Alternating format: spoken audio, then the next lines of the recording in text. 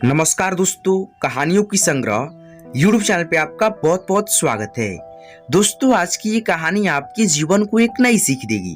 तो दोस्तों, आप सबसे एक छोटा सा रिक्वेस्ट है कि आप सब इस कहानी को लास्ट तक सुनिएगा और आपको ये कहानी अच्छी लगती है तो प्लीज हमारी इस कहानी को लाइक कर दीजिएगा। तो दोस्तों, बिना किसी देरी किए हुए आज की इस कहानी को हम शुरू करते हैं। तो दोस्तों, पाठ का नाम है स्वास्थ्य ही सबसे बड़ी पूंजी है। तो चलिए आज की इस कहानी को हम बिना किसी देरी किए हुए शुरू करते हैं। एक बार की बात है, एक गांव में एक धनी व्यक्ति रहता था। उसके पास पैसे की कोई कमी नहीं थी, लेकिन वह बहुत ही ज्यादा आलसी था। अपने सारे काम नौकरों से करवाता था और खुद सारे दिन सोता रहता था या अयासी करता था। वह धीरे धीरे बिल्कुल निकम्मा हो गया था।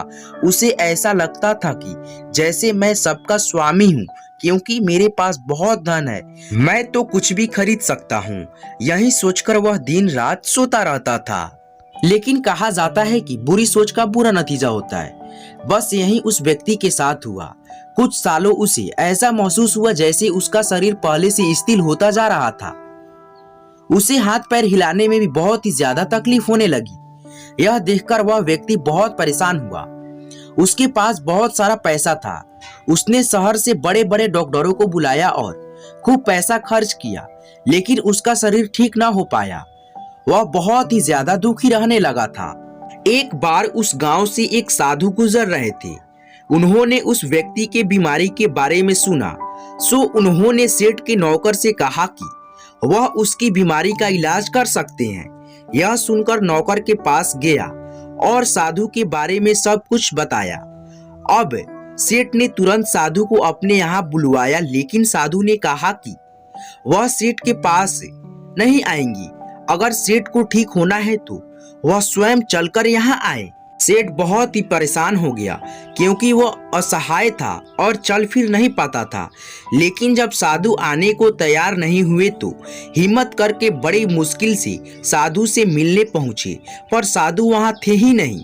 सेठ दुखी मन से वापिस आ गया। अब तो रोजाना का यही नियम लगा रहा। साधु रोज उसे बुलाते, लेकिन जब सेठ आता तो कोई मिलता ही नहीं था। ऐसे करते करते 3 महीने कैसे गुजर गए उसको था भी नहीं चला। अब सेठ को लगने लगा जैसे वह ठीक होता जा रहा है। उसके हाथ पैर धीरे धीरे काम करने लगे हैं। अब सेठ की समझ में सारी बात आ गई कि साधु रोज उससे क्यों नहीं मिलते थे। लगातार 3 महीने चलने से उसका शरीर काफी ठीक हो गया था। तब साधु ने सेठ को बताया कि बेटा, जीवन में कितना भी धन क्यों न कमा लो, लेकिन स्वास्थ्य शरीर से बढ़कर कोई धन नहीं होता। तो मित्रों, यही तो बात हमारे दैनिक जीवन पर भी लागू होती है। पैसा कितना भी कमा लो, लेकिन स्वास्थ्य शरीर से बढ़कर कोई पूंजी नहीं होती।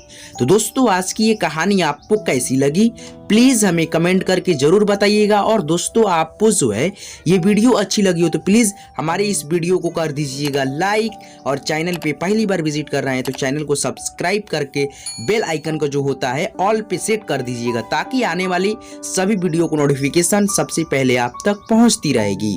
तो दोस्तों, फिर मिलेंगे एक अलग मजेदार कहानी के साथ। जब तक के लिए धन्यवाद।